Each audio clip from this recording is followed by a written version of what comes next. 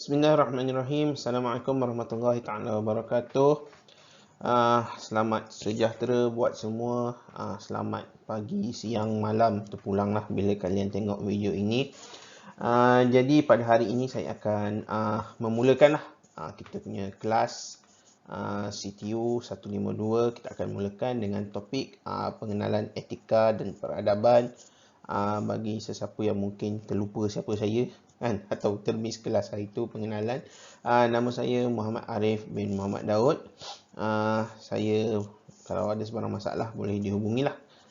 Dan konsep pembelajaran kita adalah saya akan beri video dan nanti kita akan bincangkanlah dalam kelas kecil ya. Okey, so hari ini kita akan berbicara tentang etika dan peradaban. Jadi biasalah bila kita mula topik ini, apa yang pertama kita akan lakukan adalah kita akan pergi kepada definisi dia kan. Okey. Etika dan peradaban ini secara umumnya ditentukan dengan mengambil kira adat, susila, agama dan gaya hidup seseorang atau sekumpulan individu kan. Maknanya ia berkait rapat dengan how we live kan, how the society atau bagaimana suatu masyarakat itu menilai tentang sesuatu perkara kan. Sebab itu ada kadang-kadang sesuatu perkara itu dianggap tidak beradab di suatu tempat contohnya kan, tetapi itu satu perkara yang sangat normal di satu tempat yang lain kan. Cumanya dalam konteks kita atau dalam konteks subjek ini, dalam konteks kita sebagai Muslim, penentuan etika dan peradaban itu adalah kita perlu selarikannya dengan ajaran Islam kan, yang bertunjangkan Al-Quran dan Sunnah. Sebab apa? Sebab penentuan etika dan peradaban itu adalah bersifat terlalu umum. Macam saya cakap tadi, dia bergantung kepada suatu lokaliti atau komuniti dan sebagainya. Okey. In a way, bila kita bercakap tentang etika ini, apa sebenarnya yang kita mahu tahu atau capai? Sebenarnya etika ini membicarakan tentang right or wrong, ataupun betul atau salah kan. Apakah sesuatu perbuatan itu kita boleh nilai dia sebagai betul, atau satu perbuatan itu kita boleh nilai dia sebagai salah kan. Dan penilaian itu bergantung kepada, macam saya cakap tadi, masyarakat, komuniti, bagaimana kita dibentuk, pemikiran kita dan sebagainya, dan juga faktor zaman, faktor ilmu, faktor kefahaman kita terhadap sesuatu kan.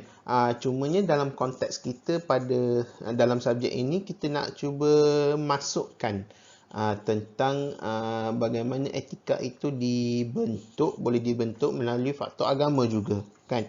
Bagaimana faktor agama, dalam konteksnya agama Islam lah kan, membantu kita untuk cuba memahami atau cuba menilai sesuatu perkara itu sama ada dia adalah satu yang betul atau satu yang salah. Okey. So, apakah itu etika, akhlak dan peradaban kan? Kalau kita tengok topik ini suatu yang agak berat sebenarnya. Etika, akhlak, peradaban. Walaupun dia punya perkataan yang digunakan itu agak mudah kan. Biasalah ethics, biasalah akhlak kan, biasalah peradaban, civilization kan. Tapi dia punya pemaknaan dia itu ataupun maksud dia itu sangat mendalam dan juga berat sebenarnya. Okey. So, ethics atau etika itu, kalau kita tengok definisi daripada Dewan Bahasa dan Pustaka, ia adalah bermaksud prinsip moral, perundangan, nilai-nilai akhlak, adat, sopan santun dan sebagainya yang menjadi pegangan seseorang individu atau sesuatu kumpulan manusia. Tengok dekat situ definisi dia menggunakan yang melibatkan pegangan seseorang individu atau sesuatu kumpulan manusia. Maksudnya dekat sini sesuatu itu dinilai bergantung kepada pegangan individu atau sesuatu kumpulan manusia. Maknanya kalau sesuatu kumpulan manusia itu menilai perbuatan mencuri contohnya kan, andai kata sesuatu kumpulan manusia di kepulauan X contohnya menilai perbuatan mencuri itu sesuatu yang normal dan noble, sesuatu yang dihormati contohnya, jadi etika dia di situ, mencuri itu sesuatu yang baik kan, sesuatu yang betul kan. Tetapi sudah pasti kita sekarang, dalam konteks kita sekarang menilai perbuatan mencuri itu sebagai sesuatu yang tidak baik, kan, tidak baguslah, kan.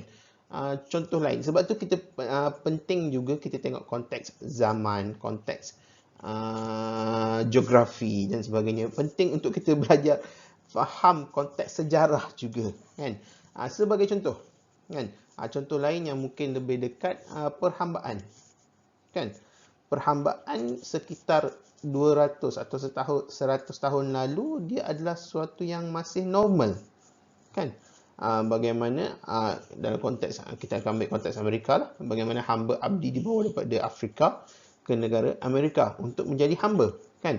Sebab ethics masyarakat barat ketika itu atau di Amerika ketika itu, slavery atau perhambaan itu sesuatu yang betul, normal, kan. Tetapi dengan perubahan zaman, dengan perubahan ideologi dan sebagainya, perhambaan itu dianggap sebagai inhumane, kan, sesuatu yang tidak beretika, sesuatu yang tidak baik untuk manusia. So selepas itu maknanya sebelum itu slavery is okay, tapi selepas itu slavery is not okay, kan.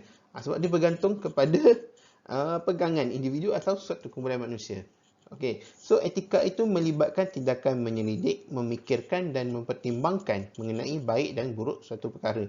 Maknanya dekat sini ada beberapa proses. Kita perlu selidik, kita perlu fikir dan kita perlu pertimbangkan mengenai baik buruk suatu perkara. Okey, so setengah sarjana mengaitkan etika ini dengan pemahaman bentuk teoretikal. Okey, definisi etika dari segi bahasa ini dia berasal daripada perkataan bahasa Inggeris ethics, kan. Dan juga sebenarnya berasal daripada perkataan Greek, iaitu ethos, kan. Ethos ini membawa maksud nilai-nilai atau perkara yang berkaitan dengan sikap yang menentukan tingkah laku sesuatu golongan. Okey, sebagai contohnya kita ada etika pemakaian, kan.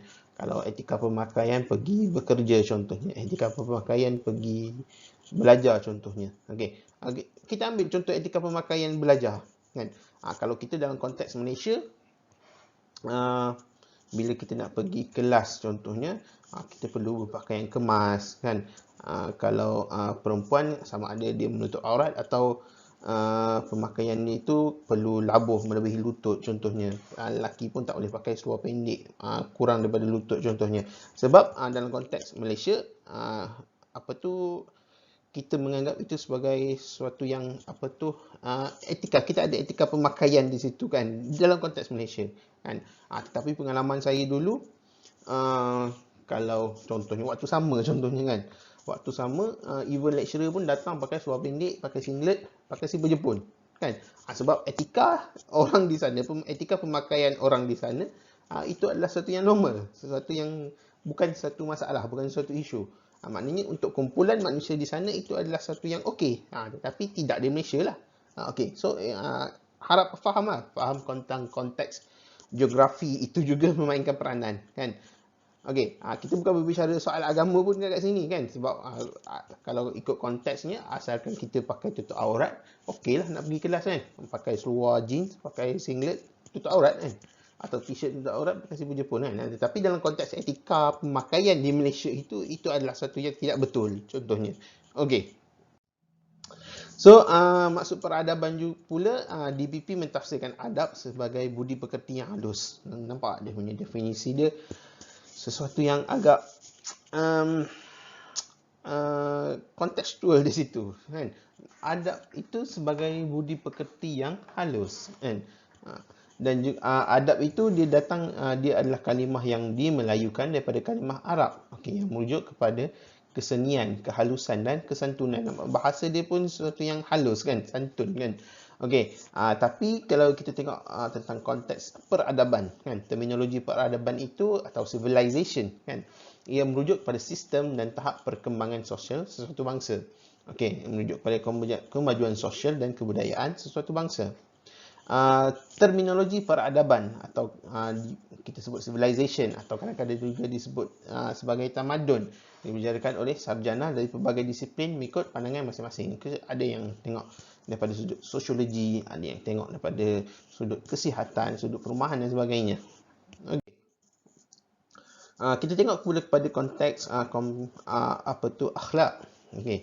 So akhlak ini dari sudut bahasa dia berasal daripada perkataan Arab khuluq. Okey, khuluq itu bermaksud budi pekerti. Kan? Kalau kita tengok dalam hadis riwayat Ad-Darimi, orang mukmin yang paling sempurna keimanannya ada yang paling baik akhlaknya. Okey. Daripada sudut istilah, akhlak ini merujuk kepada tingkah laku, tutur kata, penampilan atau imej diri yang berlandaskan kepada ajaran Islam. Kan? So akhlak dan iman adalah elemen yang sangat rapat dalam menghasilkan insan yang hebat. Kan? Kita nak lahirkan insan yang hebat ini, dia bukan setakat manusia itu perlu seorang yang beriman, tetapi dia juga perlu berakhlak. Okay. So menurut Jacques Pitiot, sarjana Perancis saya rasa kan. So asas etika itu ada 5. Okay, yang pertama prinsip nilai hidup manusia. Yang kedua, prinsip kebaikan dan keburukan. Yang ketiga, prinsip keadilan atau saksama. Yang keempat, prinsip kejujuran. Dan yang kelima, prinsip kebebasan individu. Okey, so kita pergi yang pertama, prinsip nilai hidup manusia. Prinsip nilai hidup manusia itu menekankan soal hidup dan soal mati. Sebab nyawa itu adalah pemberian Tuhan yang sangat berharga. Dan sebagai manusia, kita tak boleh sesuka hati nak tarik nyawa orang. Contoh kan, nak bunuh orang. Sebab bila kita bunuh orang, kita tak boleh ganti. Kan? Sebab kita tiada kuasa pun untuk ganti nyawa itu. Walau kita boleh bayar duit dan sebagainya pada keluarganya, tapi tidak sama dengan nyawa. Kan? Okay. So, sebagai manusia, kita sepatutnya sayangkan nyawa kita dan juga nyawa orang lain. Dan prinsip ini menjadi asas kepada prinsip lain. Kerana tak guna kita cakap pasal soal baik, buruk, benar, salah, jujur, tak jujur, adil, tak kisah apa-apa pun. Tapi kalau kita tak boleh jamin tentang keselamatan nyawa manusia di bumi ini. Okey. Dan disebabkan itu, perbuatan mengambil nyawa, sama ada kita bunuh diri atau kita bunuh orang lain, dianggap sebagai perbuatan yang sangat tidak bermoral. Kan? Okey. Dan disebabkan itu, kita ada ethics untuk contohnya sukan ekstrim kan. Kalau kita nak buat bungee jumping, kalau kita nak buat terjun daripada paragliding dan sebagainya, ataupun kalau kita nak jadi doktor, ada ethical conducts kan, untuk medik. Sebab apa? Kita nak, tujuan kita nak menjamin kehidupan manusia itu kan.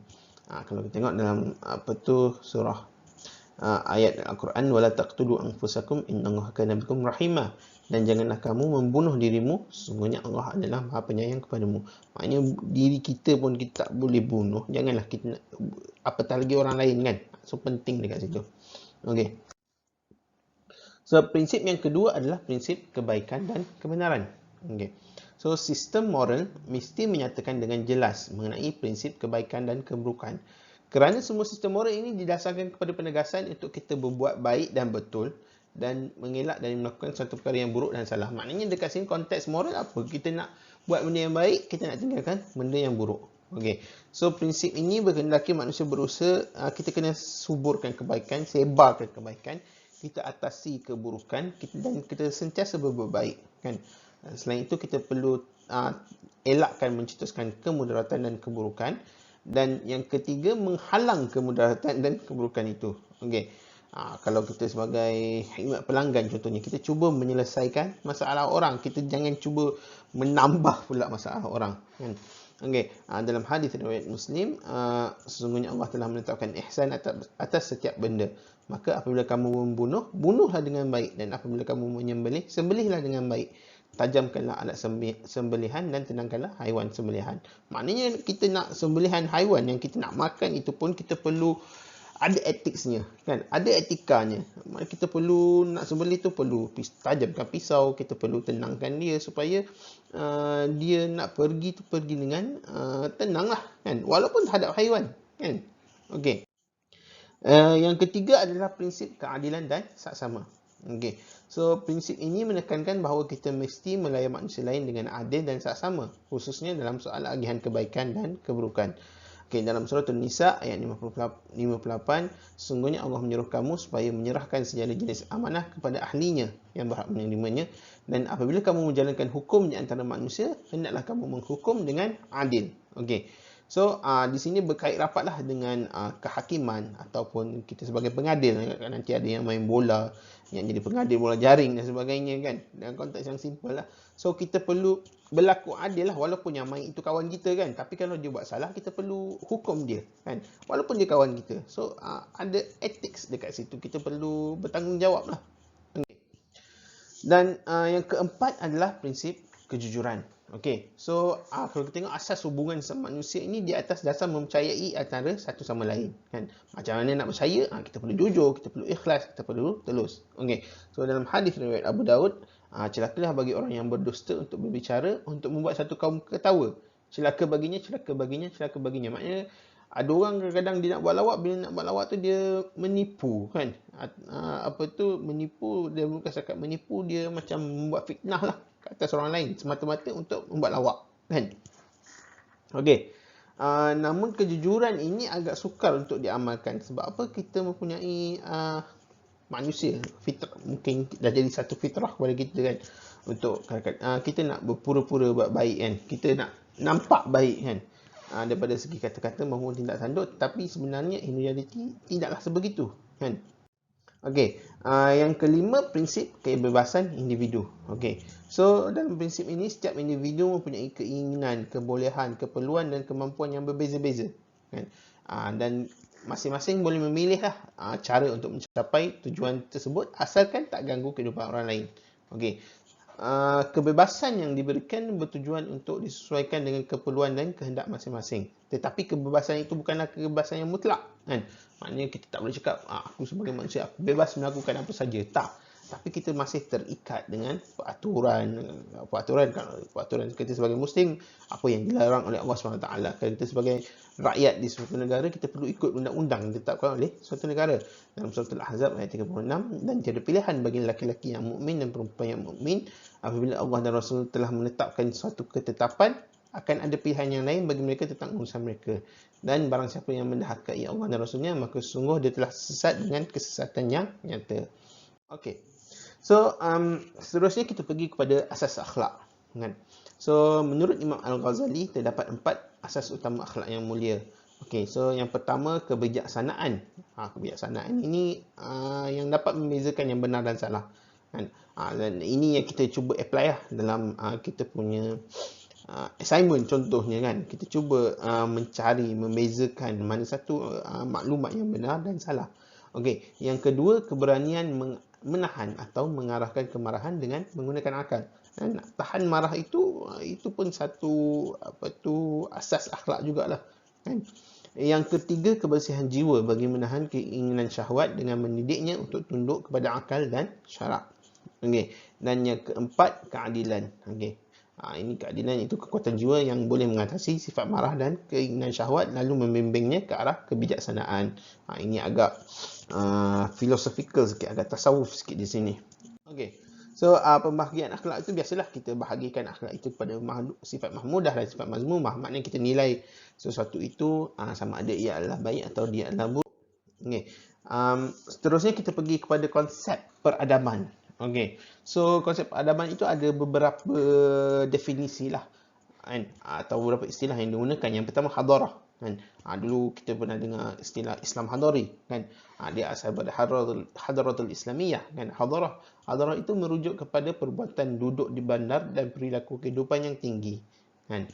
Konsep yang lain adalah umran. Okey, umran itu merujuk kepada maksud pembangunan dan kuantiti penduduk hasil daripada kewujudan tamadun. Okey. Dan seterusnya madaniyah kan. Biasa kita sebut Madinah kan.